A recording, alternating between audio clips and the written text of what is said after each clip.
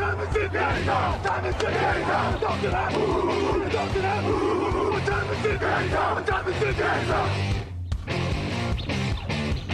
gun, Hulk left slot, Dixie left, T left, Mercedes, wide chip, Ricky, Fever left, 75, Katie, Omaha, quick going.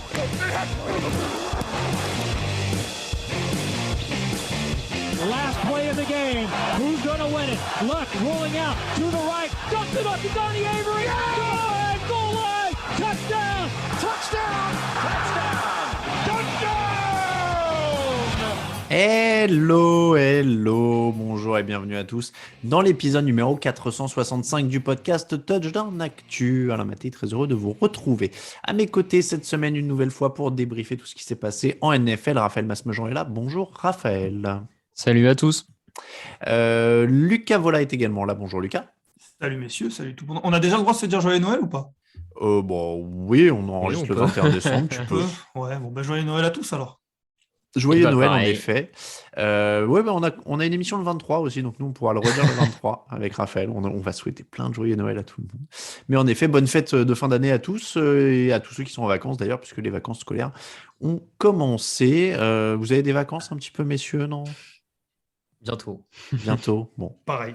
Vous allez voir le Père Noël au pôle Nord. Ah bah non, il doit y avoir les restrictions sanitaires. On n'a peut-être même pas le droit d'aller voir le Père Noël au pôle Nord. Il doit être vieux maintenant. Oui, c'est vrai. Je ne suis pas expert en la matière, je suis plutôt Team Grinch. Moi, tu sais, je n'aime pas les fêtes de fin d'année. Donc, voilà. Je juge tous les gens qui mettent les photos de leurs pulls moches sur Internet en ce moment, par exemple. C'est mon grand loisir. Voilà pour la minute négative. Cette émission vous est proposée par notre partenaire JD Sport. D'ailleurs, avec les fêtes qui approchent, si vous aimez Noël, vous pouvez profiter de la collection spéciale Noël de JD Sport pour trouver les meilleures idées cadeaux en termes de vêtements, chaussures et accessoires. Vous pouvez y aller sur leur site web, évidemment, mais aussi dans les magasins pour les achats de dernière minute, parce que là, vous nous écoutez maintenant, on est dans le rush. C'est le moment de la grande bataille finale rangée dans les centres commerciaux, les uns sur les autres, coup de coude dans le nez pour avoir les derniers trucs. Enfin bon, vous la connaissez, c'est tous les ans pareil. Les Cardinals qui piquent du nez, les Chiefs qui flambent, les Buccaneers qui souffrent, c'est le débrief de la semaine 15.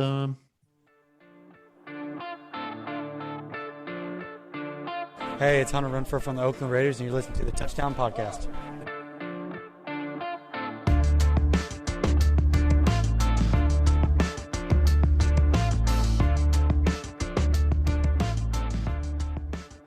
Hunter Renfrow, on y viendra, mais on va commencer par le match surprise de la semaine. Une opposition incroyable entre les Lions et les Cardinals. Victoire 30-12 des Lions qui sont, je peux vous l'assurer, pour la première fois en ouverture de ce podcast cette année. Ça, je suis sûr et certain qu'on ne les a pas fait. Deuxième défaite pour les Cardinals et pas la moins surprenante. Lucas, tu étais sur le résumé de ce match pour le site. Je m'étais dit, je vais lui mettre un truc facile qui sera écrit facilement, comme ça il peut se reposer parce qu'il fait les matchs de la nuit. Finalement, tu as eu un des matchs événements de la semaine et tu nous as dit pendant la rencontre, le plus fou, c'est qu'il n'y a pas photo. Ah, clairement, j'avais du mal à y croire. J'avais du mal à croire à ce match parce que déjà, si on m'avait dit que les Lions allaient battre Arizona avant le match, je ne l'aurais pas cru comme tout le monde. Et en plus, je me serais dit, bon, à la limite, je veux bien le croire, mais ce serait sur une dernière action, ce serait sur quelque chose d'exceptionnel, ce serait à l'arrache. Et en fait, il n'y avait vraiment pas photo, que ce soit en défense ou en attaque. Et les Cardinals se sont fait dominer sur les lignes. Et ce n'est pas une nouveauté parce qu'on l'avait déjà dit la semaine dernière. Ils s'étaient fait dominer. Là, ils se font dominer de nouveau face à Détroit, là où on n'attendait vraiment pas. Kyler Murray a été vraiment mis en difficulté. Il a été sous pression de l'autre côté de la ligne offensive de Détroit, qui n'a pas toujours été très bonne, a été très très bonne, à maîtriser le pass rush des Cardinals, a vraiment fait le travail, et ça a donné un match quasiment à sens unique, ou en tout cas, et le score n'est pas trompeur, je crois que c'était 30-12, le score n'est pas trompeur, il est vraiment révélateur de ce qui s'est passé. Détroit a été vraiment la meilleure équipe de loin sur ce match. Bon, après, il faut dire que ils sont tombés sur le Cliff Kingsbury killer parce que Jared Goff, c'est 4 victoires, 0 défaites face à Cliff Kingsbury maintenant. On rappelle qu'il jouait avec les Rams avant. 21 sur 26, 216 yards, 3 touchdowns. Craig Reynolds, 112 yards au sol. Amon-Ra St. Brown, 8 réceptions. Charles Harris partout en défense, auteur d'un sac et demi. Raphaël, on va commencer par les Lions quand même. Il faut leur rendre hommage. Ça est construit par les lignes aussi, selon toi ? Oui. En tout cas, cette victoire, c'est clairement le cas. Et même globalement, leur choix finalement à la draft d'avoir pris Penny Sewell, le left tackle, plutôt qu'un autre joueur style offensif pour donner des cibles à Jared Goff ou quoi que ce soit, montrer que l'ambition, c'était d'abord de solidifier les lignes. Tu as eu des arrivées aussi en intersaison sur la ligne défensive. Donc, ça confirme que c'était en tout cas leur philosophie. Est-ce que ça porte déjà ses fruits? Je ne sais pas si on peut aller jusque-là, mais en tout cas, ils semblent avoir la ligne directrice et pour le moment, ils s'y tiennent et il y a des signes encourageants à ce niveau-là. Donc pour eux, c'est déjà une belle récompense à ce titre. Il y a des petits éléments pour le futur en plus, parce que Craig Reynolds est jeune, Amon-Ra St. Brown est jeune, Charles Harris a toujours que 26 piges. Oui. Il y a une équipe avec quelques jeunes joueurs.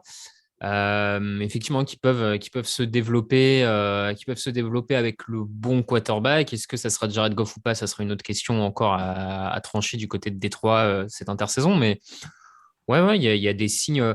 Puis au final, le fait que toute la saison, ils aient semblé en progrès et jamais totalement battus, là aussi, contrairement à d'autres équipes du bas de tableau où on a l'impression de ne pas avoir de progression après 15 semaines, côté Détroit, malgré tout, je trouve que je ne vais pas dire que de match en match, ils sont meilleurs, mais pas tellement loin non plus dans cette idée. Je trouve qu'il y a quand même du progrès, quoi. Ouais, ça donne de la confiance pour le coaching, notamment, d'avoir enfin une vraie victoire nette et pleine. Lucas, toi, tu as vu aussi des éléments qui peuvent faire dire que c'est pas un one-shot, quoi. Oui, parce qu'en plus, ils jouent ce match sans Hawkinson, sans DeAndre Swift, sans Jamal Williams, et ils font, comme je l'ai dit, un bon match. Donc, si on rajoute en plus 3 joueurs, 3 skills players qui sont pas les plus mauvais en plus depuis le début de la saison, parce que Hawkinson, il fait ce qu'il peut, les 2 running backs sont plutôt bons, et en plus, voilà, si on les rajoute derrière cette ligne, alors ils ont eu un bon jeu au sol avec Reynolds, tu le disais, mais si on rajoute ces 2 running backs qui sont censés être encore meilleurs, oui, il y aura toujours cette question du quarterback, et je pense que c'est toujours ça le problème qu'il y aura à Détroit, mais ils sont tellement loin du Super Bowl, des playoffs, de tout ce qu'il faut, qu'il y a tout le reste à améliorer, et ça donne des bons éléments, comme tu le dis, de progression, de confiance. Il reste quelques matchs, pourquoi pas aller en chercher 1 ou 2. Certainement que les équipes qui sont devant eux, ou derrière, selon comment on voit la draft, n'auront pas forcément besoin d'un quarterback en plus, parce qu'on imagine les Jaguars, peut-être Houston, et encore, on imagine peut-être New York. Donc en fait, même s'ils gagnent quelques matchs, ça ne devrait peut-être pas les mettre en difficulté dans l'idée d'éventuellement prendre un quarterback. Bon, ça sera dans plusieurs semaines, mais il faut gagner en tout cas les prochains matchs, ou essayer de les gagner. Bon, pour les Cardinals, ça a fait 0/4 dans la zone rouge. Est-ce que l'absence de DeAndre Hopkins, notamment, se paye pas largement à ce niveau-là? Je vois Lucas hocher de la tête de manière très affirmative. Ah oui.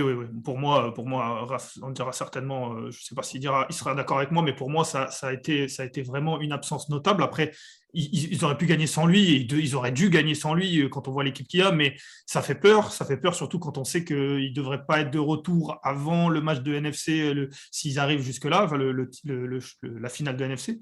Ouais, franchement, il manque beaucoup à Kyler Murray, notamment dans la red zone, pour marquer des points.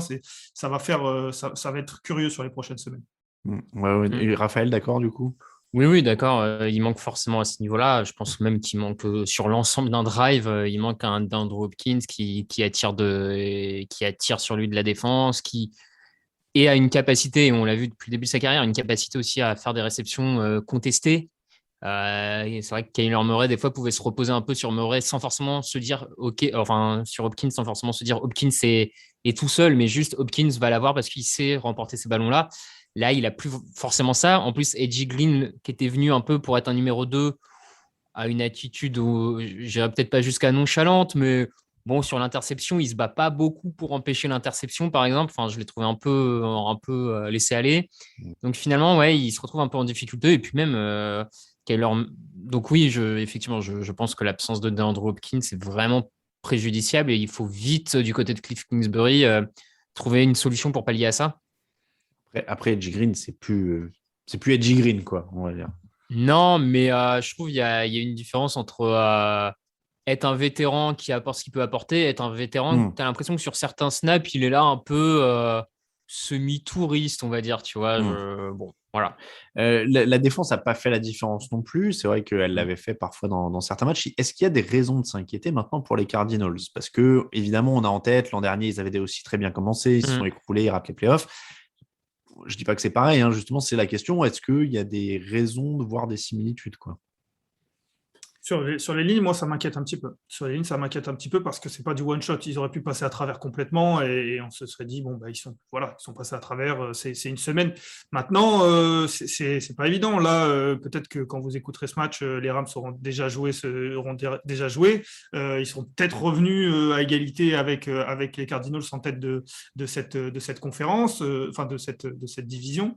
Il reste un calendrier un peu compliqué pour les Cardinals avec les Seahawks, les Cowboys notamment. Donc je suis un petit peu inquiet dans le sens où on voyait cette équipe meilleure de NFL tout simplement. C'est plus le cas.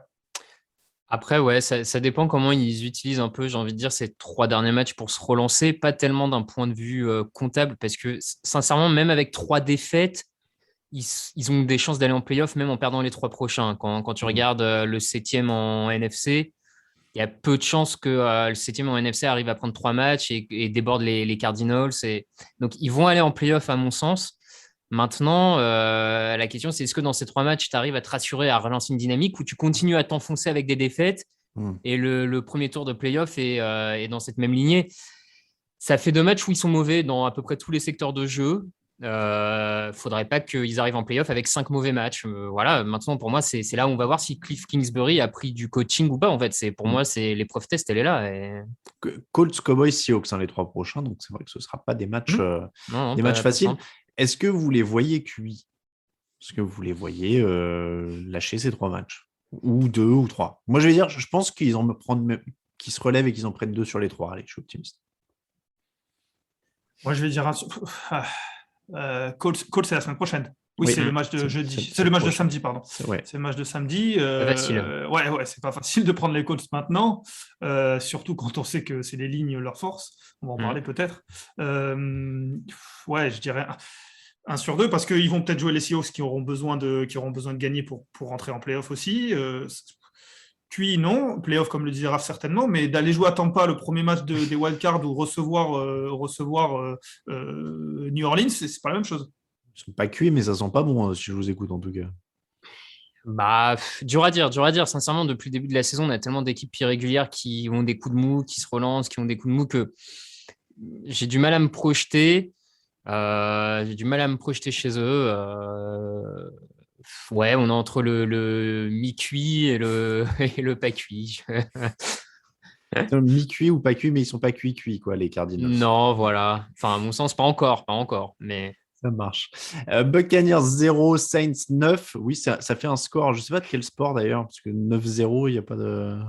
Bref, ça va commencer à 6-0. Je voulais mettre un petit titre de tennis, mais oui, c'est ça. Bon, en tout cas, ça fait pas très score de foot US, mais c'est la première fois depuis 2006 que Tom Brady termine un match à 0 points. C'est seulement la 3e fois de sa carrière. Je n'ai pas le nombre de matchs qu'il a joué, mais je vous laisse imaginer qu'il y en a eu beaucoup et que ça fait pas beaucoup 3 fois dans sa carrière. Performance défensive d'élite quand même de New Orleans. Brady sous pression sur 25,5% des snaps, 4 sacs, une interception, un fumble. C'est pas que les blessures à Tampa, c'est aussi New Orleans. Ouais, pour moi, effectivement, c'est pas que les blessures parce que ça fait 4 matchs de saison régulière où à chaque fois la défense de New Orleans muselle Tom Brady. Et même en début de saison, ils l'ont fait alors que Godwin et Evans étaient déjà sur le terrain. Donc, ils ont un vrai savoir-faire pour embêter Tom Brady.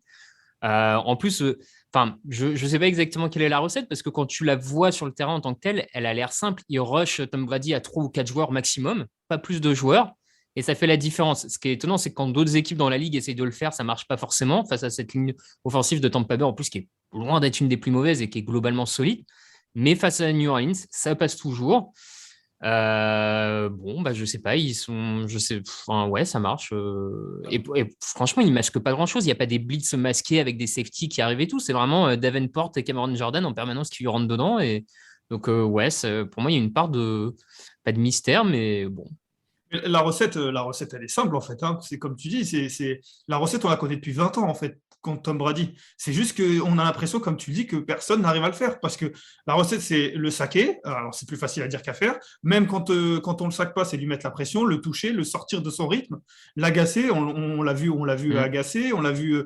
Alors, il sortira pas de son match, c'est Tom Brady, mais il va être frustré. Le frustré, voilà, c'est le mot que je cherchais parce que et les New Orleans, ils sont capables de le faire à chaque fois qu'ils jouent contre lui et en tout cas depuis 2 ans. Et c'est vrai qu'il y a très peu d'équipes qui arrivent à le faire. Je crois qu'une des clés aussi, au-delà de la pression quand même qu'ils arrivent à mettre à juste 3 ou 4 joueurs, qui est fondamental face à une équipe comme Tampa Bay qui a autant de cibles, c'est que globalement, ils défendent quand même très bien Rob Gronkowski, je trouve, du côté des Saints. Souvent, ils arrivent à un peu casser le rythme entre Tom Brady et Rob Gronkowski, qui est un peu souvent la.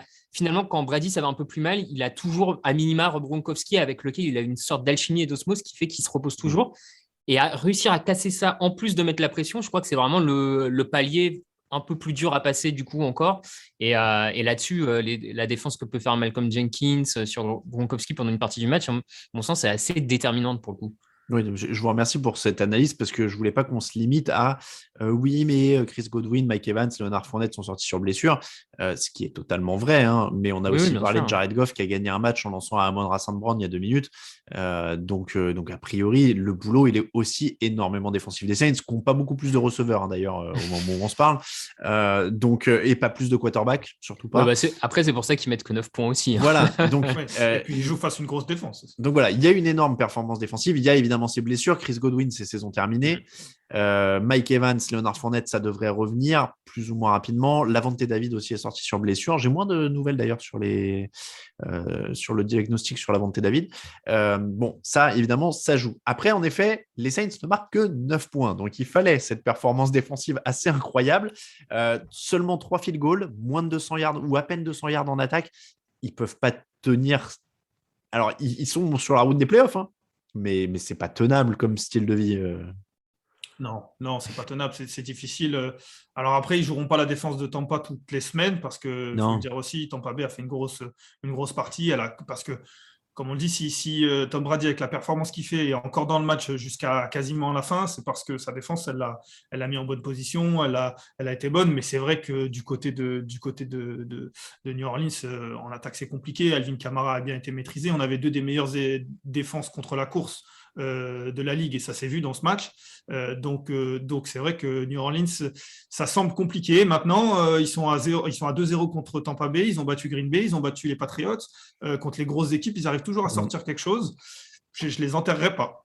Après, vas-y, Raphaël. Non, je les enterrerai pas forcément, mais sur 3 matchs de playoffs, ça me semble beaucoup, tu vois. Ah oui, Oui, non, mais là, la question n'était même pas là. Après, aller faire une surprise à l'extérieur sur le premier match, pourquoi pas, tu vois, face à une équipe des Cardinals qui est un peu en doute, face à une équipe. Enfin, pourquoi pas aller sortir une surprise comme ça, une équipe des Rams qui, des fois, peut sembler un peu déconcentrée, un peu Ou Tampa trop Bay. sûre d'elle.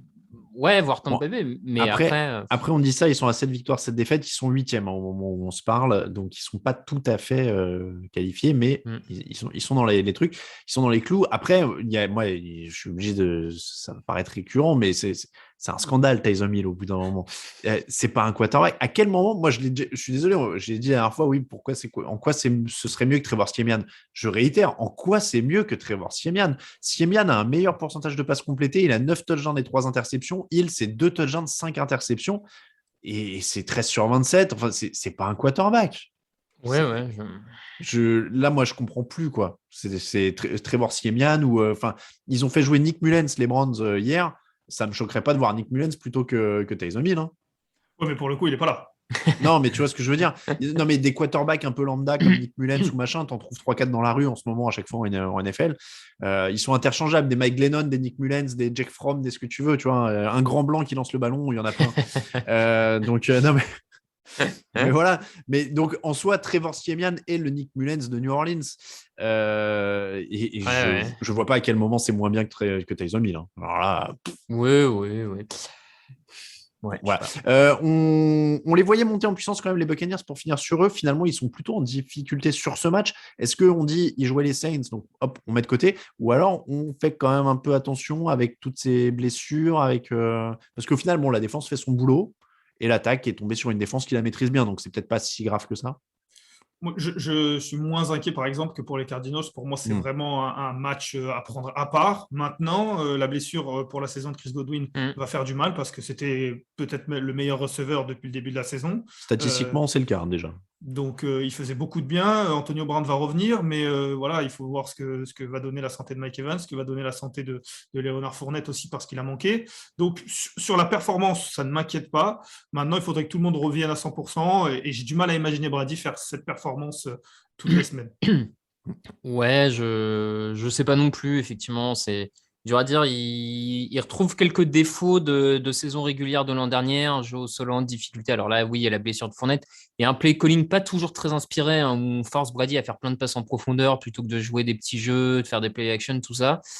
Et au final, l'an dernier, il règle la mire en playoff et ça déroule. Donc, disons qu'on les a vus avoir les ressources qu'il faut pour changer, pour renverser la table et aller comme il faut en playoff. Donc, encore de la confiance.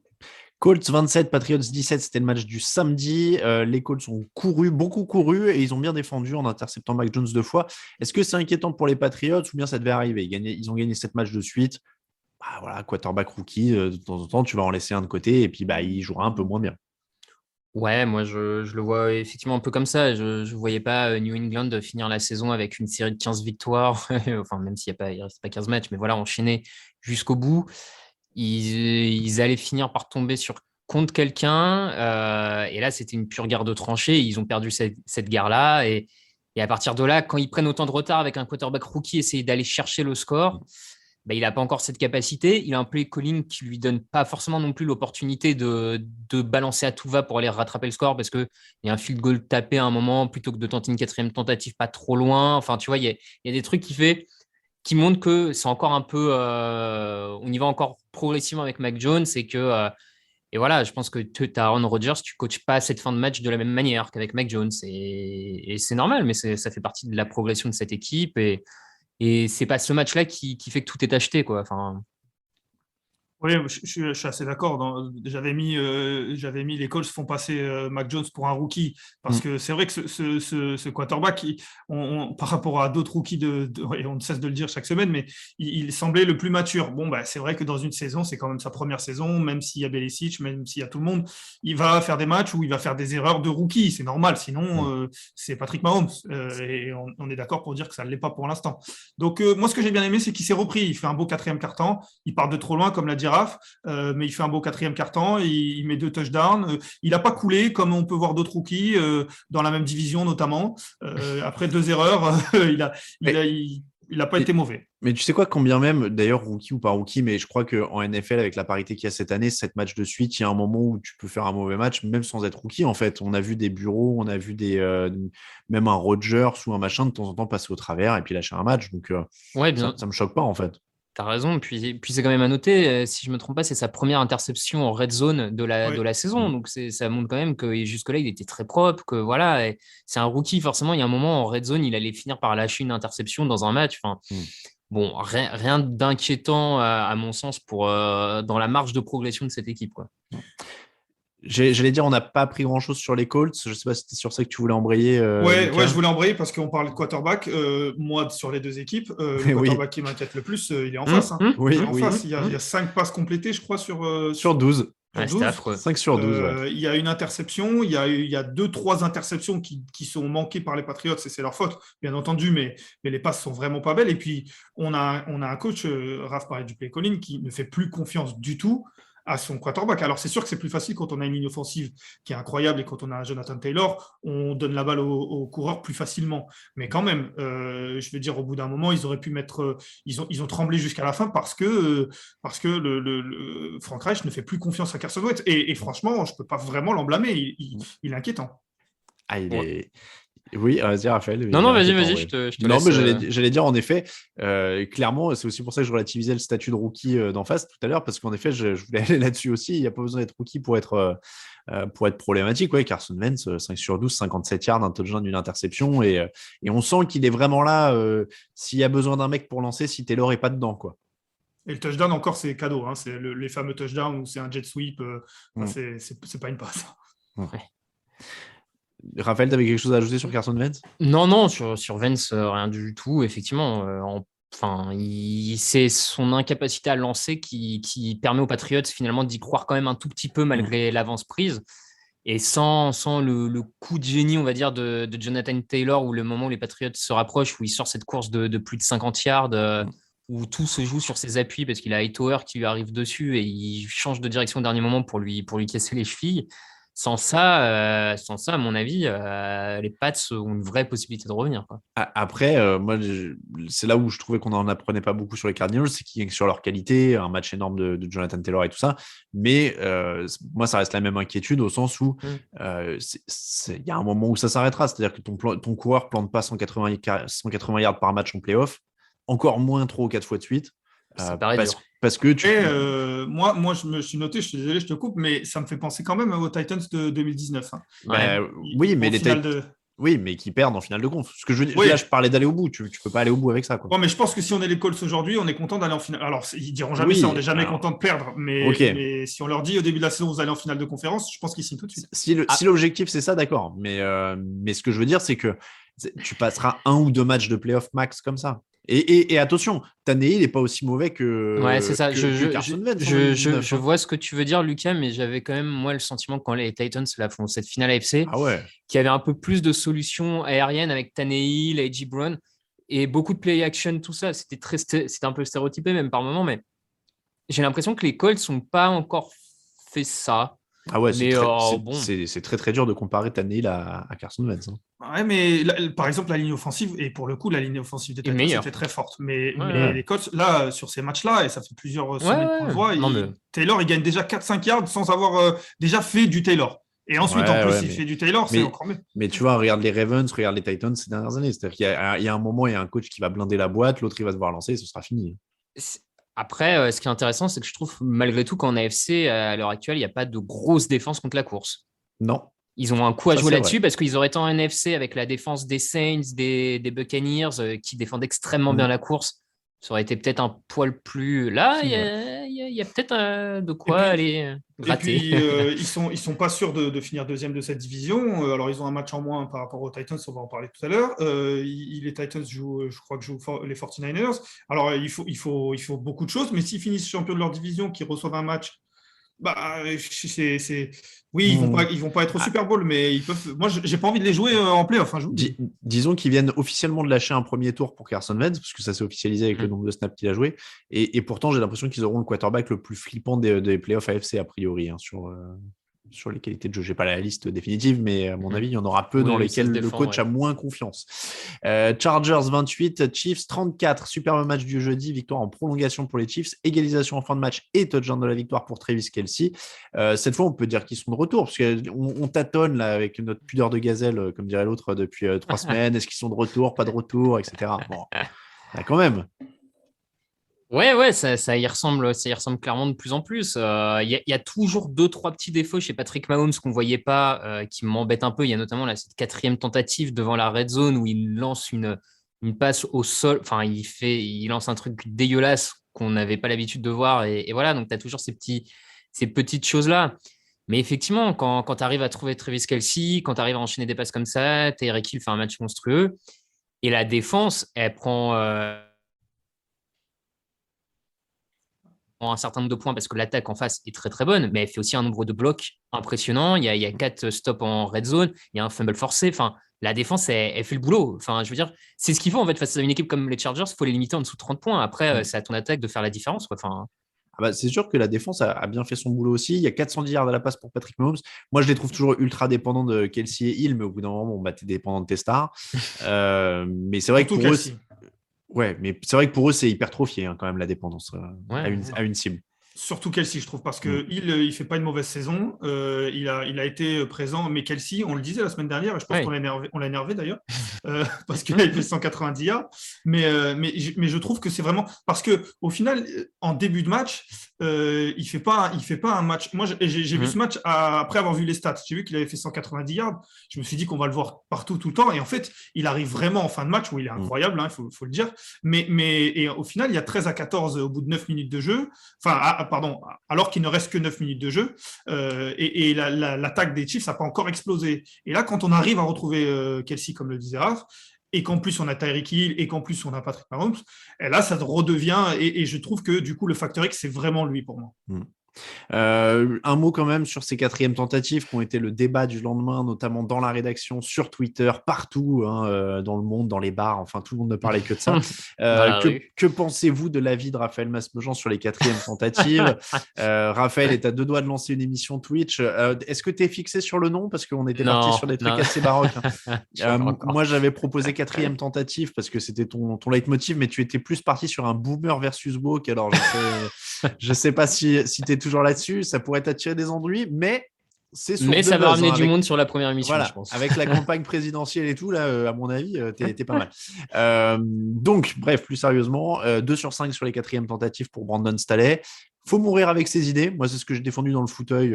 C'est-à-dire que, a priori, il est consistant, donc pourquoi pas, il en gagne, il en perd. Je suppose que tu vas pas dire le contraire, Raphaël, là-dessus. Tu es Team Staley là-dessus.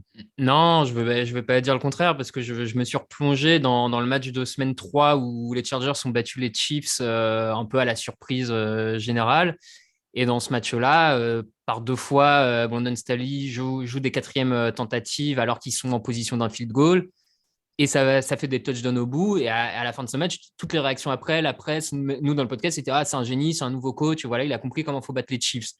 Donc, j'ai du mal à me dire que 10 semaines après, le constat n'est plus bon et qu'il faut battre les Chiefs en prenant des field goals. Donc, pour moi, il est dans cette logique-là. Et le côté, faut prendre des points quand c'est possible. Dans ce cas-là, dès que tu arrives en position de field goal, tu prends un field goal, même si tu as encore 3 tentatives, parce que tu peux faire un fumble sur ta tentative d'après. Donc, pourquoi pas prendre des field goals en permanence, tu veux. Et je pense que tu n'arrives pas très loin. Donc moi, je soutiens. Il mourra sans doute avec, il gagnera peut-être pas le Super Bowl cette année avec, mais je crois vraiment qu'il crée une dynamique dans cette équipe et qu'il veut casser. J'en suis vraiment convaincu qu'il veut casser le côté loser des Chargers qui colle aux Chargers et qui veut apporter une autre dynamique à cette équipe et que ça passera pas tout le temps, mais qui veut installer quelque chose. Et donc pour moi, c'est la bonne décision. J'ai été charmé par cet argument un peu de mauvaise foi de faut prendre les field goals dès qu'on est en position. On va convoquer quand même une réunion avec des producteurs et des gens pour voir quand même, si on peut te faire un petit plateau avec des bandeaux qui défilent, des trucs comme ça. Tu sais, genre avec ce loser de Bill Belichick n'a pas tenté la quatrième tentative qui défile en bas, tu vois, cette semaine ou des choses comme ça. Lucas, est-ce que toi tu es d'accord? Donc encore une fois, il a pris 3 quatrièmes tentatives assez courtes plutôt que des field goals. Et c'est sûr que c'est toujours plus facile de refaire l'histoire après. Ouais, en fait, je trouve que dans ce débat, c'est un peu trop binaire. C'est-à-dire que j'ai l'impression qu'il y a un peu ceux qui pensent qu'il faut y aller tout le temps et ceux qui disent qu'il ne faut pas y aller. Et j'ai vraiment l'impression que oui, il faut peut-être plus y aller que ce qu'on voit depuis ces derniers temps, enfin en tout cas des saisons précédentes. Et j'ai l'impression que cette saison-là nous le montre un petit peu plus. Maintenant, je ne suis pas sûr qu'il faille y aller de manière automatique. Par exemple, si on reprend l'exemple de ce match-là, sur les 3 qui font vraiment débat, la première, je suis totalement d'accord, on ne gagne pas les Chiefs en tapant des field goals, c'est le premier drive, ou en tout cas c'est leur premier drive, ils sont très près. La deuxième, elle est juste avant la mi-temps, c'est pareil, je suis assez d'accord aussi. La troisième, par exemple, je me dis que c'est peut-être à ce moment-là, les 2 premières, il faut peut-être commencer à taper un field goal parce que il y a aussi ce que ressent le coach ou ce que ressent l'équipe. Et c'est vrai que là, on n'y est pas. Mais ce que je veux dire, c'est qu'il n'y a pas que le côté statistique, le côté c'est automatique. Et je trouve qu'on se renferme un peu là-dedans dans ce débat-là, alors que c'est beaucoup plus complexe que ça, je pense. Ah bah les stats, c'est très confortable après. C'est-à-dire que tu vas avoir la team analytics qui va te dire un truc, tu vas avoir. Mais oui, après, c'est pas absolu non plus. Mais on va en reparler dans un autre match pour les conversions à 2 points pour tenter de gagner le match, par exemple. C'est un autre problème. Petite pause et les autres matchs, justement.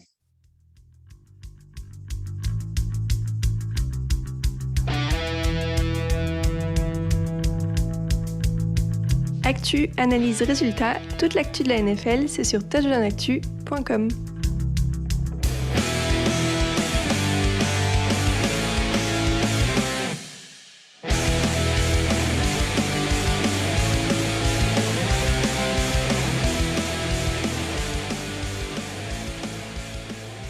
Les Browns 14, les Raiders 16, c'était le match qui s'est joué, du coup je m'embrouille dans tout ça, dans la nuit de lundi à mardi. C'était le 2e Monday Night improvisé parce que ça devait être un Saturday Night à la base, celui-là il évitait le dimanche à tout prix. Bref, les Browns ont donc perdu 14-16 contre les Raiders. ils avaient l'occasion de prendre la tête de la FC Nord. Finalement, ils se retrouvent dernier de la FC Nord. C'est vous dire à quel point la division est serrée. Il faut dire qu'il leur manquait 8 titulaires, Baker Mayfield, Jarvis Landry, Jadevon Clowney et quelques autres. Leur coach n'était pas là non plus, Kevin Stefanski. Donc tout ce petit monde-là était positif au Covid. Défaite à la dernière seconde sur un field goal, c'est un crève-cœur. Mais c'est presque pas rassurant, mais avec ce qu'ils avaient, c'est presque honorable, j'ai envie de dire, de s'en sortir comme ça. Oui, sauf qu'on n'est pas en début de saison. Et en fait, le comptable compte vraiment beaucoup trop maintenant. Et oui, c'est vrai qu'ils se sont battus, ils peuvent gagner, ils doivent presque même gagner. Mais en fait, ce qu'on regarde, c'est qu'on regarde que, comme tu dis, c'est qu'ils sont derniers alors qu'ils pourraient être premiers. C'est que ça va être compliqué maintenant pour aller en play-off, même si tout le monde peut y aller encore. Mais ce que je veux dire, c'est que on n'est plus au début de saison où on se dit bon bah il y a des choses qu'on a vues qui sont bien et qu'on va pouvoir travailler, sur lesquelles on va pouvoir travailler. Là, ça devient plus compliqué. C'est dur, hein, je trouve, Raphaël, parce que leur défense avait fait le boulot en interceptant quart en fin de match et puis ils tiennent pas sur le dernier drive, quoi. Ouais, c'est ça. Moi, je trouve malgré tout que c'est un peu dommage du fait du contexte général autour d'eux dans la division. C'est que ouais, c'était une occasion en or de prendre la tête de la division. Là, tu perds. En plus, tu as un tie-break en moins face aux Raiders qui sont aussi un autre concurrent pour une place en play-off. Tu relances les Raiders dans la course au play-off. Tu te mets en difficulté sur un match où finalement qui était presque prenable je sais pas, enfin, qui était presque prenable. Je ne sais pas si c'est en se concentrant un peu plus, mais parce que ça veut pas. Enfin, je doute pas que les joueurs sont concentrés sur le terrain, mais il fallait peut-être proposer, oser un peu plus que ce qu'ils l'ont fait. Ils ont eu une première mi-temps vraiment très timide offensivement, je trouve. En deuxième, ils ont donné un peu plus de ballon à Nick Mullens, essayé de faire un peu plus de choses, et ça leur a plutôt réussi. Donc, ouais, à mon sens, ils passent quand même à côté d'un match pas facile à l'origine à cause de toutes les blessures qui finalement leur tendaient presque les mains vu le scénario du match. Donc bon. Il n'y a pas de quoi pavoiser côté Raiders, Ah, quand non. même. Un seul touchdown, 3 field goals contre une équipe aussi décimée. Alors certes, avec une bonne Ah oui. défense, mais il n'y a pas de quoi pavoiser quand même, hein. Ah, ils s'en sortent bien. Ils s'en sortent bien. Tu en as parlé sur cette interception d'Eric Carr en fin de match. Ils arrivent à faire le stop défensif, heureusement. Mais ils s'en sortent bien. Après, ils sont dans une situation où ils doivent gagner des matchs. Ils ont leur destin entre leurs mains. Ils vont jouer les Broncos, ils vont jouer les Colts, ils vont jouer les Chargers. C'est 3 équipes qui sont potentiellement des adversaires directs pour cette place en play-off. Donc, ils ont au moins la chose de se dire on a gagné, c'était pas beau, mais au moins, on va aborder ces 3 derniers matchs avec le destin entre nos mains. Et c'est l'essentiel. Après, qu'est-ce qu'ils vont en faire? Je ne suis pas sûr qu'ils vont faire des choses bien. Pas grand-chose vu le roulement d'œil de Raphaël. Ouais, c'est un peu ça. Disons que vu la dynamique qu'il y avait ces dernières semaines, une victoire pour les Raiders, c'est toujours bon à prendre parce que voilà, ça vient casser un peu un cercle de défaites. Mais après, sur le terrain, vu ce qu'ils ont montré, il n'y a vraiment pas de quoi être optimiste pour la suite. Enfin, être autant en difficulté face à une équipe à qui il manque 10-11 titulaires, comment tu veux derrière aller battre les Colts qui sont à plein? Comment tu veux aller battre les Chargers qui sont aussi à plein? Enfin, ça paraît... Ah oui, quand voilà. il a donné la liste des 3, là, je me demandais s'ils étaient favoris dans un seul, hein. Broncos éventuellement. Allez, Broncos justement 10, Bengals 15, victoire défensive des Bengals. Est-ce que c'est vraiment significatif d'ailleurs face à une équipe qui a joué une partie du match avec Drew Lock, qui est quand même un des amis personnels de Raphaël? Je vois qu'il rigole dès que je dis son nom. Non, parce que je viens de repenser à son action là où il court et puis il perd la balle, on lui enlève la balle des mains et enfin bon, le film m'a encore bien fait rire. Voilà. Je crois que tu as tout résumé. Non, mais voilà. Très bon match de Trey Hendrickson. 5 pressions sur le quarterback. Vraie réussite, cette signature d'intersaison. Mais voilà, bon, il n'y avait pas une énorme attaque de Denver une fois que Teddy Bridgewater est sorti sur une commotion. Et en attaque, moi, j'ai l'impression que ces ça Bengals, patine, hein. ils vivent beaucoup par les gros gains. C'est-à-dire que Joe Burrow, il a lancé son 12e touchdown de plus de 30 yards. Sachez que c'est le leader NFL là-dessus. Le deuxième, il en a 7 des touchdowns de plus de 30 yards. Lui, il en a 12. Mais ils vivent vraiment par ces gros gains et par à-coups, j'ai l'impression. En attaque, même si elle n'est pas tout à fait structurée de la même manière, sur ce côté vif par les gros gains, il me rappelle un peu les Seahawks sur certaines années qui ne vivaient que par des big plays de Russell Wilson, qui avait du mal sur plein d'autres aspects du jeu, qui n'arrivait pas, comme plein de bonnes attaques, à trouver du rythme en permanence, par jeu court, tout ça. Donc c'est vrai qu'il y a ce côté-là. Et en plus, c'est un jeu en profondeur qui est en difficulté depuis plusieurs semaines, hein, parce que là, ça passe sur une action, mais la semaine d'avant, c'était déjà compliqué. Enfin, l'attaque de Cincinnati, moi, me rassure pas tellement depuis quelques semaines, hein. Lucas. Moi, ce sont mes deux mantras depuis le début de la saison avec les Bengals. Je fais que le répéter, c'est que on peut pas faire une saison où on se base que sur ça. Et c'est vrai que c'est inquiétant. Maintenant, j'en ai un deuxième, c'est les pertes de balles du côté des Bengals. Ils n'ont pas perdu un ballon dans ce match-là face à une grosse défense. Et le résultat est là. Donc, c'est vrai qu'il faut s'améliorer. Il manquait les deux tackles titulaires pour Joe Burrow, ce qui n'est pas forcément évident pour lui. Mais voilà, ils ne perdent pas de ballon. Ils gagnent ce match. C'est vrai qu'il faudra être un peu plus constant et un peu plus complet en attaque. Mais on le dit depuis le début, cette équipe, elle est jeune. Maintenant, ils ont toujours la possibilité de gagner la division, ce qui n'est pas rien pour cette équipe-là.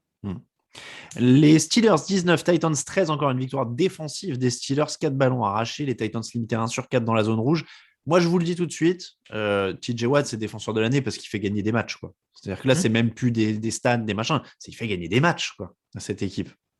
Et puis pour le coup, c'est vraiment la défense qui fait gagner les matchs. Et la défense des Steelers, c'est TJ Watt. Clairement. Et puis quand il n'est pas là, ça se voit. Ils sont quasiment invaincus. Je crois on avait donné la stat la semaine dernière, mais ils ont un très bon bilan quand ils jouent les 4 cartons. Donc, voilà. Après, il y a l'attaque, malheureusement. Ils tombent contre une équipe qui font punt, fumble, interception, fumble en deuxième mi-temps. Mais c'est vrai que TJ Watt, il est incroyable. Je suis en train de me demander si les mecs qui votent pour le MVP, ils ont juste un vote ou est-ce qu'ils mettent un classement de 5 noms ou un truc comme ça. Parce que j'allais dire, moi, si c'est un top 5, par exemple, que tu dois donner... Je crois que c'est qu'un seul. J'ai un doute sur le sondage de l'IP. Mais j'allais dire, si c'était une 5e place, parce que des fois, je crois que c'est en NBA, ils disent machin a eu tant de première place, de deuxième place, de troisième place. Si c'est un top 5, je me demande si moi, il n'aurait pas des points, par exemple, même pour le MVP. Parce que là, ils ont une attaque. Pourquoi pas, il fait gagner des matchs à une équipe qui a 168 yards en attaque. Il n'existe plus offensivement, les Steelers, quand même, là. C'est dramatique. T'as raison. Offensivement, c'est compliqué. Effectivement, ils sont portés par cette défense. Le retour de Joe Aden aussi fait du bien. Fait du bien. Il pourrait mériter quelques voix pour le MVP parce qu'effectivement, il est le joueur le plus important de cette franchise. Donc oui, à partir de là. Après, bon, souvent, comme on sait, il y a des questions de bilan d'équipe, bilan collectif, et voilà. Mais s'il n'y a pas de play-off au bout, ça paraît compliqué. Mais bon, après, il faut dire, ils ont très très bien défendu, on l'a dit. Les Titans sont courageux, mais au bout d'un moment, c'est pareil. Là, il y a beaucoup de blessures. Julio Jones qui est revenu et qui repart aussitôt. Enfin, cette attaque, là aussi, elle est en très très grande souffrance, par contre.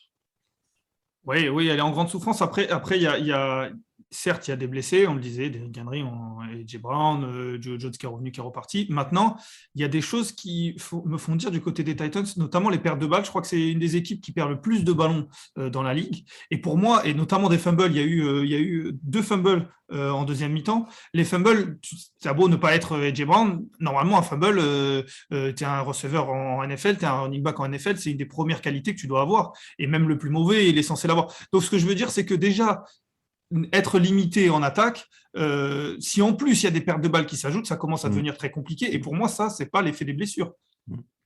Ouais, je suis juste là-dessus, je suis d'accord avec Lucas, c'est que ça commence maintenant à faire 6 ou 7 semaines qu'il y a un tas de blessés en attaque.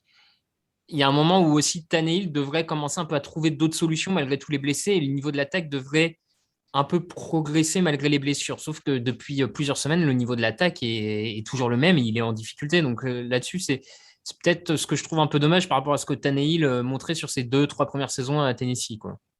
Et il joue 49ers, on l'a dit jeudi, Dolphins et Texans. Sachant les Colts, la dynamique des Colts, ils ont un match de moins avec le tiebreaker, il faudrait qu'ils en perdent 2 sur 3, c'est possible. Oui, ça va tirer. Pour la petite stat, Ben Roethlisberger a dépassé Philip Rivers pour le 5e plus gros total de yards à la passe de l'histoire de la NFL. Ça veut dire qu'il a quand même lancé quelques yards, Ben Roethlisberger, dans ce match. Voilà, c'est juste pour dire que évidemment Ben Roethlisberger est bien plus sur le Famer que Philip Rivers. Tous les jours de la semaine, il passe en moonwalk, il lui tape sur l'épaule et il rentre avant lui. Bills 31, Panthers 14. C'est pas encore impressionnant, mais c'est un peu plus équilibré pour Buffalo. 119 yards au sol, 210 dans les airs. Est-ce que c'est suffisant pour se rassurer? C'est une équipe où j'ai l'impression vraiment on tâtonne depuis des semaines et des semaines, voire depuis le début de la saison. Donc, c'est un peu toujours la question. Est-ce que ça rassure, Lucas? Rassuré non, parce que ce sont les Panthers. On sera rassuré la semaine prochaine quand ils joueront les Pats et qu'on verra si c'est mieux qu'il y a 2 semaines. Maintenant, on l'a dit la semaine dernière, il fallait faire le travail, ils l'ont fait. Donc ça, c'est une bonne chose. J'ai vu que McDermott a essayé un peu plus de mettre en place le jeu au sol, parce qu'on l'a dit, ça va être une des clés pour leur fin de saison et leur potentiel playoff. Donc voilà, Singletary a été un peu meilleur. Ça a été un match presque un peu test, ou en tout cas un match un peu laboratoire, tant ils ont été dominants. Donc rassuré, pas totalement, il faudra valider la semaine prochaine, mais c'est toujours mieux de gagner et de gagner sereinement. Raphaël.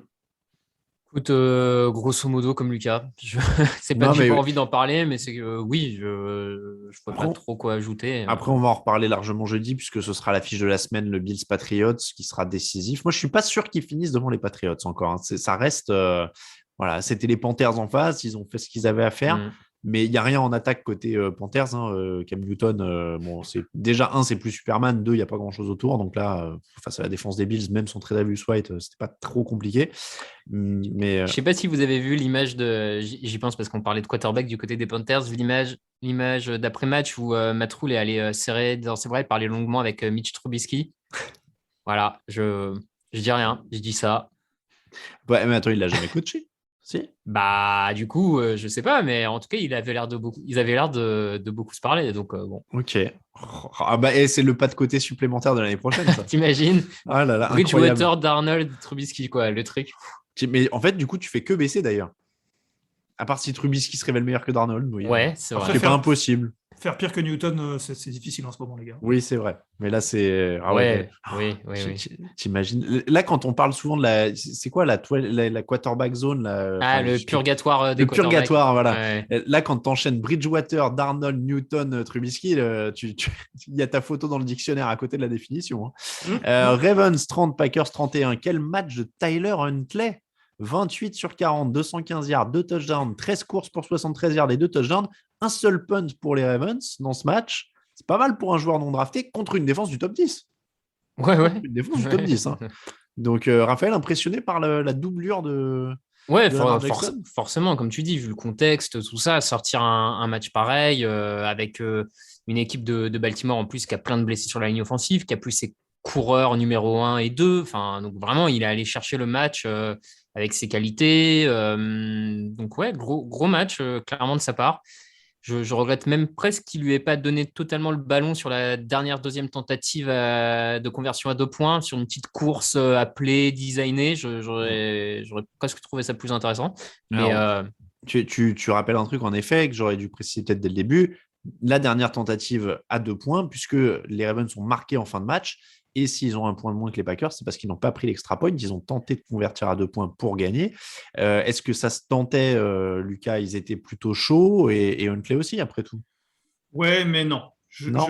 J'étais convaincu, c'est la semaine dernière qu'ils font contre les Steelers. il y a je crois. 2 semaines. Il y a 2 semaines. Il y a 2 semaines où ils font contre les Steelers. Je suis convaincu à ce moment-là parce que c'est une erreur c'est un problème comment dire. Le jeu est bon. Il y a simplement une petite erreur technique qui peut arriver. Malheureusement, ça arrive au mauvais moment, mais ils auraient très bien pu repartir avec la victoire face aux Steelers. Là, certes, c'est Aaron Rodgers en face, mais la défense vient de faire un stop. Au bout d'un moment, alors oui, il y a beaucoup de blessés aussi, notamment du côté du backfield défensif, et ça peut poser souci, mais ils étaient mieux. Au bout d'un moment, j'ai envie de dire aussi, est-ce qu'on ne fait pas un peu confiance à la défense? Là, j'ai l'impression, et moi, si je suis défenseur des Ravens, je ne le suis pas, mais je me dis, on ne nous fait pas confiance. Donne-nous la chance de vous montrer qu'on peut gagner le match. Enfin, on fait confiance qu'à l'attaque, qui certes était un peu meilleure dans ce match-là, mais qui n'explose pas tout, qui n'est pas l'attaque des Chiefs, notamment, par exemple. Mais voilà, elle me pose un peu plus question celle-là que celle d'il y a 2 semaines. Du coup, maintenant, j'imagine Lucas avec un casque trop grand pour lui en plein milieu du terrain dans la défense des Ravens. Il n'y aura pas que le casque trop grand, hein, les épaules. Il apparaît au moment où il y a le snap, tu sais, et là, il y a un mec qui vient le couper en deux. Il a peut-être sa chance, hein, parce que vu le nombre de blessés dans le backfield défensif de Baltimore, parce que faut avouer qu'en plus, Baltimore jouait avec plus de cornerback, plus de safety, enfin, tout le monde était un peu à côté. Pour le coup, ça va étonner, mais je rejoins plutôt Lucas. Je ne suis pas convaincu par cette conversion à 2 points. Autant il y a 2 semaines, comme il le dit, face à Pittsburgh, ça me semble logique parce qu'il reste 5 secondes à jouer. Donc en gros, tu l'as réussi, c'est gagné. Il venait d'avoir dans ce match-là, c'est là où il avait toutes les blessures de ses cornerbacks, tout ça. Ils sont sur les rotules, ils décident d'en finir. Allons-y. Mais là, effectivement, vu la dynamique, je ne suis pas hyper convaincu parce qu'en plus, derrière, même s'il l'a réussi, il mène d'un point, mais il reste encore 48 secondes à jouer. 48 secondes, Oui. Aaron Rodgers, il est capable de se placer pour un field goal en Ouais, 48 clairement. secondes. Donc, je ne suis même pas sûr qu'en plus, tu allais en prolongation derrière. Donc, bon, je ne sais pas. Ouais, là, j'avoue que là-dessus, Non, mais oui, très bien. Les Ravens, donc, avec Tyler Huntley, je rappelle qu'il a 23 ans, qui est exclusive right free agent à la fin de l'année, donc ça veut dire qu'il ne peut négocier qu'avec sa propre équipe. C'est un drôle de concept, d'ailleurs, exclusive right free agent, puisqu'il y a free dedans, mais il n'est pas vraiment libre. Les Packers menaient 31-17 quand même, hein, donc il y a eu belle remontée, encore une fois. Les Packers qui sont complets en attaque, qui ont assuré l'essentiel, j'ai pas l'impression, encore une fois, même si leur défense a été un peu débordée, ils ont assuré le boulot. C'est une équipe favorite. Il y a des fois où la défense est un peu moins bonne, mais l'important, c'est de gagner, quoi.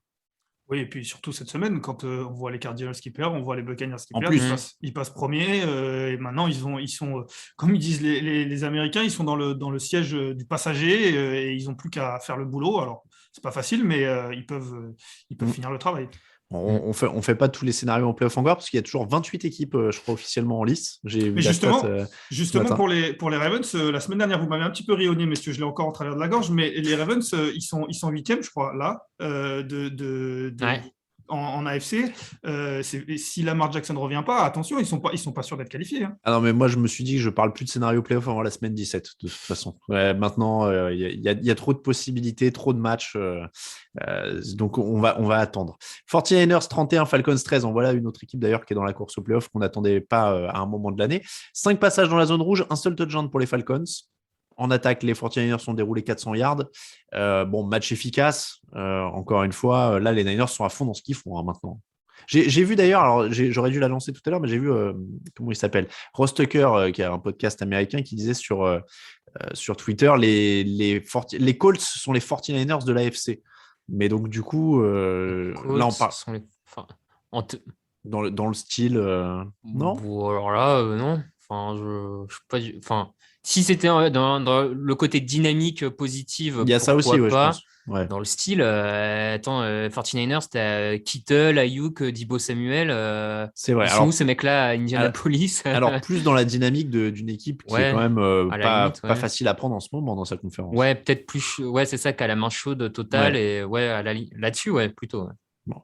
En tout cas, encore une fois, il n'y a pas des masses de choses à décortiquer dans le style, Lucas, parce qu'ils ont fait leur boulot, encore une fois, décisif dans les derniers mètres en défense. Et puis en attaque, maintenant qu'ils sont revenus à leurs fondamentaux d'il y a 2 ans, du coup, quand ils jouaient le Super Bowl, bah, c'est les Niners qu'on connaît, quoi. Non, ils ont des certitudes, ça c'est sûr. Ça, c'est sûr, ils ont des certitudes des deux côtés du terrain. Alors, ça ne va pas gagner tout le temps parce que, notamment face à Seattle, il y a quelques semaines, il va y avoir des pertes de balles et tout ça. C'est pour ça qu'ils ne sont pas encore parmi le haut du panier. Mais en tout cas, ils ont des certitudes des deux côtés du terrain, comme tu le disais. Et ils vont s'appuyer sur ça et ils vont embêter pas mal, plus d'une équipe en tout cas. Les Falcons, bon, eux, on savait, hein, c'est limité. Ça Ouais. passe contre les meilleures équipes. C'était meilleur en face. Ça passe contre les moins bonnes équipes. Oui, c'est pardon. ça. C'était meilleur en face. Giants 6, Cowboys 21. Mike Glennon, on parlait de quarterback interchangeable, a lancé 3 interceptions, dont la 10e de l'année pour Trevon Diggs. Dans ces conditions-là, les Cowboys n'avaient pas grand-chose à craindre. Leur défense est excellente, bon, ça on le savait. L'attaque, ça reste poussif quand même. Ouais. Ça reste poussif. Hein. Ouais, c'est poussif du côté de Dak Prescott depuis quelques semaines là. Ils n'arrivent pas trop à retrouver le jeu au sol. Elliott, Pollard, bon, c'est un peu en difficulté. Si vous voulez de la stat pour étayer, Dak Prescott a aucun match à plus de 2 touchdowns depuis qu'il est revenu de sa blessure. Avant sa blessure, il avait 5 matchs avec au moins 3 touchdowns. 3 ou 4 sur 5 matchs. Donc, qu'est-ce qui ne va pas? Je ne sais pas, est-ce que tu vois un truc, Lucas, dans les appels de jeu ou dans ses jambes ou quelque part? Je sais pas, il a été blessé. J'ai l'impression que c'est un peu le tournant de cette saison avec lui. Il a été blessé. Je sais pas. On dit un petit peu, il y a pas cette rumeur, mais les analyses qui disent que peut-être qu'il aurait un peu plus peur, un peu plus d'appréhension. Lui, forcément, il dit que non. Et certains disent que c'est peut-être même inconscient, difficile d'affirmer ça. Force est de constater en revanche que, comme tu le dis, moi j'ai l'impression que depuis cette blessure-là, il y a une vraie différence. Alors oui, il y a eu pas mal de blessés et tout ça. Maintenant, la seule chose que j'ai envie de dire sur Dallas, c'est que, peut-être à tort, mais je me dis toujours que j'ai plus confiance en une attaque qui a été bonne et qui peut le redevenir plus rapidement qu'une défense qui, quand elle est mauvaise, j'ai du mal à la voir rapidement devenir bonne. J'ai l'impression que ça prend plus de temps. Une attaque, je me dis qu'en 2-3 semaines, elle peut redevenir comme elle l'a été. J'ai peut-être tort, mais c'est la seule chose qui me donne un peu confiance pour Dallas parce que eux, ils visent la victoire finale. C'est un peu les Chiefs dont on parlait au début de l'année, un peu quoi. Le côté la défense Ouais, il y a tient le quelque coup, chose, ouais. et puis il faudrait que l'attaque revienne. Si vous cherchez, oui, Raphaël. Non, j'allais dire juste Dan Quinn qui est pas loin d'être la meilleure recrue coaching de l'intersaison, hein, parce qu'il a quand même. Alors oui, il y a la draft de Micah Parsons qui fait beaucoup de bien, mais je pense qu'il a eu aussi sans doute son mot à dire dans cette draft-là. Donc potentiellement, quelle était sa marge de choix là-dedans, je ne sais pas, mais je pense qu'on a un peu consulté le coordinateur défensif là-dedans. Quand tu vois la transformation de la défense de Dallas entre l'an dernier et cette saison. En parlant de recrutement, de coaching, Joe Judge, on est à 10-20, je crois, hein, de bilan. Et enfin, petite dernière note, hein, si vous cherchez le rêve américain, il s'appelle Mike Glennon, 32 millions de dollars de gains carrière. Voilà, je pose ça là, comme on dit. Mike Glennon, hein, ce dernier temps, il a démarré 3 matchs, hein, quand même pour les Giants cette année, pour un bilan de 0 victoire pour 3 défaites. Il a démarré 5 matchs pour les Jaguars l'an dernier pour un bilan de 0 victoire pour 5 défaites. Il a démarré 4 matchs pour Chicago en 2017, 1-3. Des matchs pour Tampa, 1-4 en 2014. En plus, c'est marrant parce que du coup, il va faire le pompier dans les mauvaises équipes. Exactement. C'est assez drôle. Exactement. Donc voilà, il n'a jamais connu un bilan positif, évidemment, sur une saison où il démarre. Les Bears 9, Vikings 17. Les Vikings qui ont gagné tranquillement, c'est presque une surprise. Les Bears ont marqué leur touchdown à la dernière seconde quand ça ne servait plus à rien. Mais il n'y a pas non plus de surprise sur le fait qu'ils n'ont pas été impressionnants. J'ai envie de dire. Parce qu'ils ont gagné, hein, mais les Bears ont beaucoup perdu aussi. Les Bears ont perdu 3 ballons, ils ont raté 3 quatrièmes tentatives, ils ont raté un field goal, ils ont eu 9 pénalités. Donc il faut ça pour que les Vikings gagnent sans trop se faire peur. C'est tout, ouais, toujours la même chose. Ils se mettent au niveau de l'adversaire quasiment. Et là, en l'occurrence, l'adversaire a réussi à être encore plus mauvais que, même s'ils ne font pas un mauvais match, mais je crois que Kirk Cousins est à moins de 100 yards lancés. C'est un match minuscule. Ça pique 87 ou 85, ça pique les yeux. Ils gagnent un match du lundi soir comme ça. C'était le match en prime time dont j'avais peur la semaine dernière. On ne l'avait pas eu avec les Bears, on l'a eu cette semaine. Ouais, et puis, enfin, Cousins lance 87 yards alors qu'en face, la plupart des cornerbacks et safety, notamment Eddie Jackson, tout ça, sont absents. Enfin, je veux dire, c'est côté Vikings, c'est vraiment, même dans un match comme ça, normalement, qui doit être simple, ils sont incapables de se le mettre, de se le rendre encore plus simple, quoi. Je veux dire, sincèrement, ça doit sortir en 40-0 et merci, au revoir. Enfin, ça... Bon, y a des problèmes, on l'a dit, de partout chez les Bears, mais Justin Fields continue, mine de rien, à progresser, statistiquement, en tout cas. C'est de plus en plus productif. Oui, et puis il y a des choses sur lesquelles s'appuyer. Alors, il a une équipe autour qui fait que, il a des limites qui font que, mais il y a des choses sur lesquelles s'appuyer. À l'inverse, c'est la deuxième pique que je mets, mais à l'inverse des quarterbacks dont on va parler très prochainement quand je vois les 2 matchs qui nous restent. Oh, shots fired, ça tire à balles réelles. Dolphins 31, Lucas qui fait des signes de main. Il s'est pris dans Planète Rap. Ouais, non, mais c'est pour ça qu'on fait pas. Les gens nous disent pourquoi vous faites pas les trucs en direct sur Twitch et tout. Si vous voyez l'ambiance et comment ça se passe en coulisses, on peut pas se permettre. Donc Dolphins 31, Jets 24. Les Dolphins qui continuent leur tournée des losers. Hein, ça régale contre tous les losers de la ligue depuis quelques semaines, hein, pour Miami. Et pourtant, ça n'a pas été facile. Ils ont été menés. Ils ont gagné grâce à un excellent Duke Johnson, figurez-vous. Au total, ils ont gagné 183 yards au sol. Tagovailoa a fait quelques passes pour boucler ça. Mais en effet, ce n'était pas brillant vu la concurrence. Lucas, on te laisse dégainer. Il y a eu 2 drives. Il y a eu 2 drives du côté des Jets. Comme tu le dis, ils menaient. Et puis encéphalogramme plat. Après, il n'y a plus rien. Il y a une énorme domination de la ligne défensive des Dolphins face à la ligne offensive des Jets. 6 sacs sur Zach Wilson. Et puis Zach Wilson, c'est compliqué. C'est compliqué. Je vois pas de choses qui me font dire...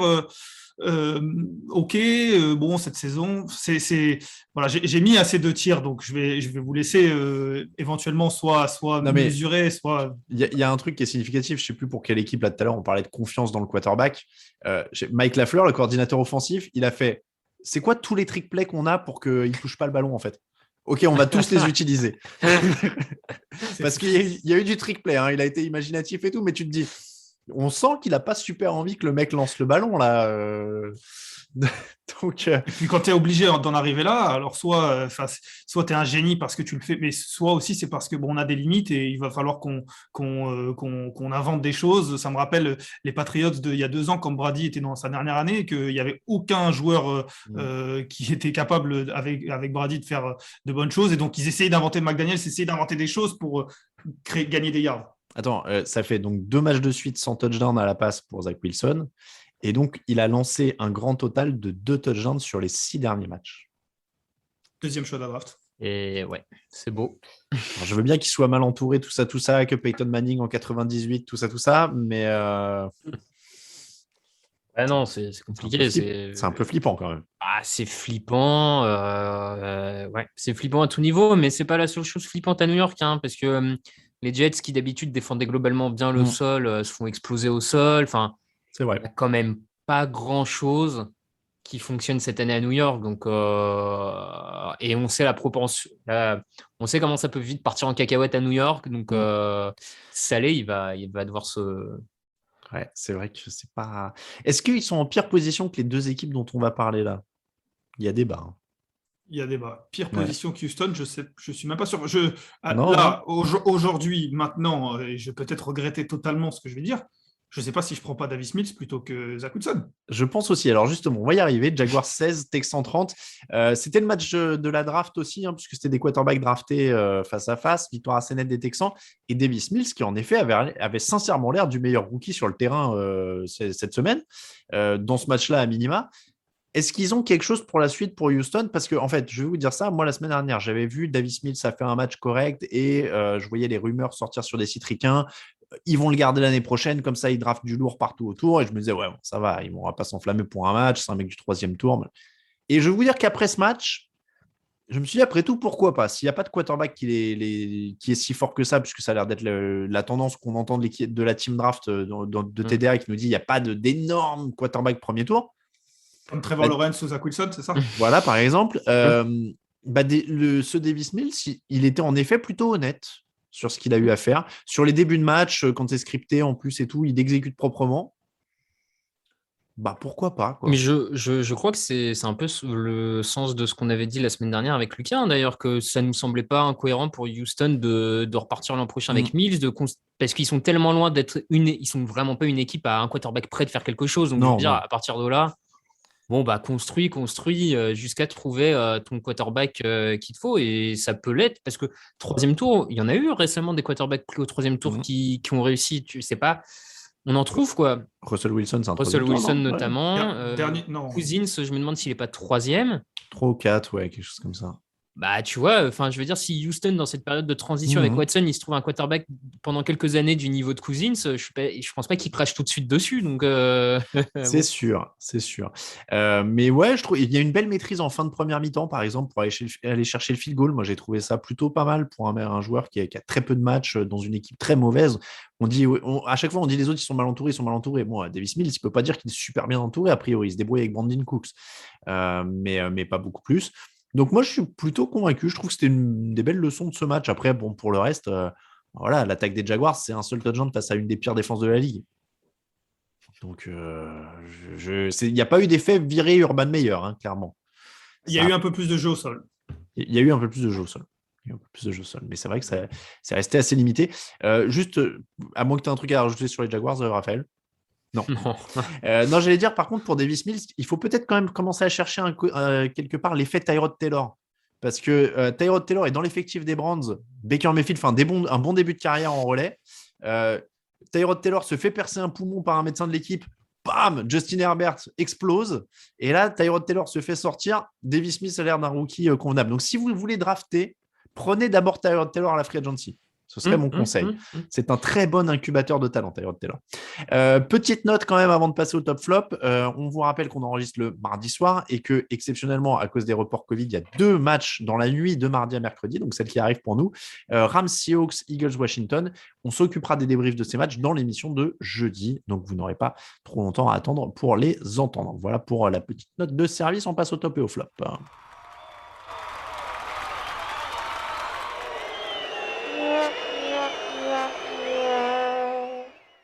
les tops et les flops de la semaine. Vas-y, Raphaël, c'est parti pour toi, pour le Eh top. ben, écoute, moi, c'est un peu un top pour les coachs vétérans de la ligue, on va dire ça, vétérans en nombre d'années.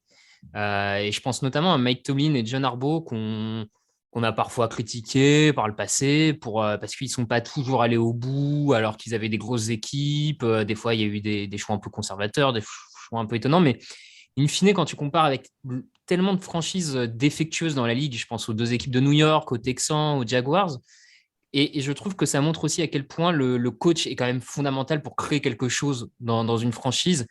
Parce que là, quand tu vois les blessures qu'il y a du côté de Pittsburgh et de Baltimore, franchement, c'est des équipes qui ne sont jamais ridicules. Enfin, quand tu vois avec le nombre de blessés, ce que Baltimore fait face à l'équipe numéro 1 de la NFC, enfin, pour moi, vraiment, ouais, ça montre quand même l'importance qu'est, avant même de penser à ton quarterback, avant même de penser à truc, de trouver le type, le coach qui est capable de faire du ciment, de faire du lien.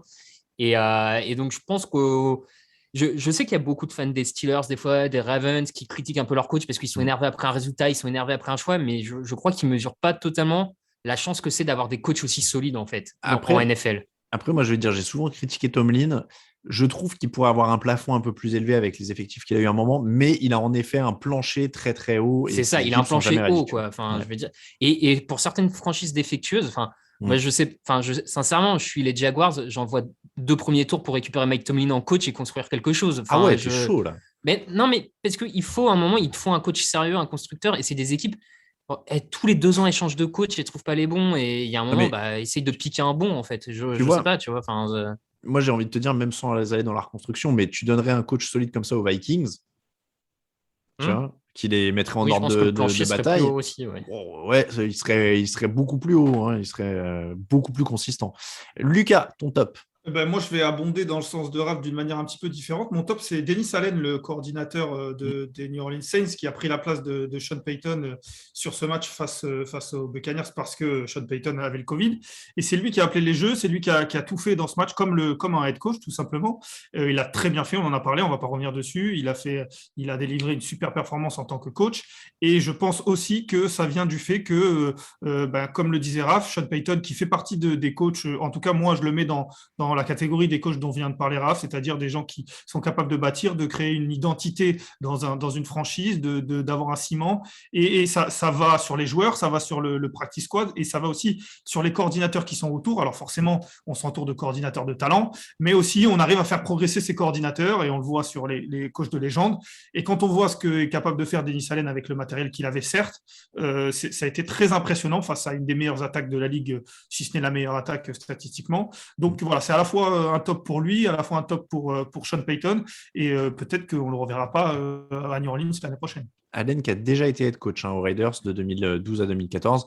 Après, il peut aussi faire partie de ceux qui avaient besoin d'une deuxième chance. Hein. Oui, et pas le contexte le plus facile. Clairement, à l'époque, pas évident.